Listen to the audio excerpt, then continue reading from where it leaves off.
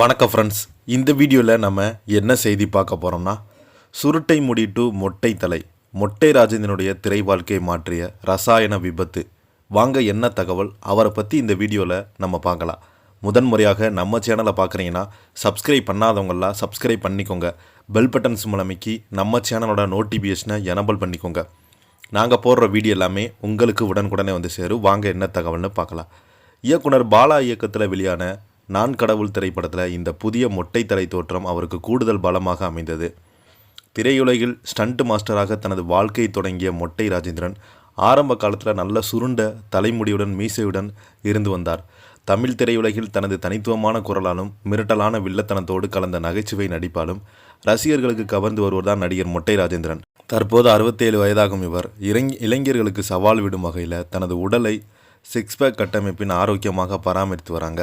சமீபத்தில் அவங்க அளித்த பேட்டி ஒன்று தனது உடலமைப்பு மற்றும் சினிமா வாழ்க்கையை மாற்றிய தலைமுடி இழப்பு குறித்து அதிர்ச்சிகரமான பின்னணியை பகிர்ந்திருக்கிறாங்க. தனது கட்டுக்கோப்பான உடல்நலம் குறித்து பேசிய ராஜேந்திரன், நான் தினமும் வயிற்று பகுதிக்கான தனி பயிற்சிகளை தவறாமல் செய்து வருகிறேன்.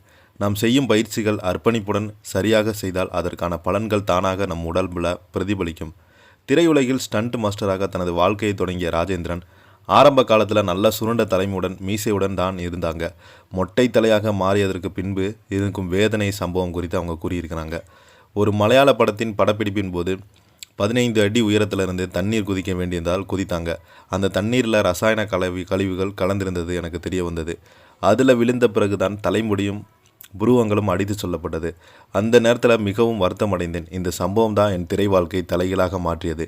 இயக்குனர் பாலா இயக்கத்தில் வெளியான நான் கடவுள் திரைப்படத்தில் இந்த புதிய மொட்டை தலை தோற்றம் அவருக்கு கூடுதல் பலமாக அமைந்தது.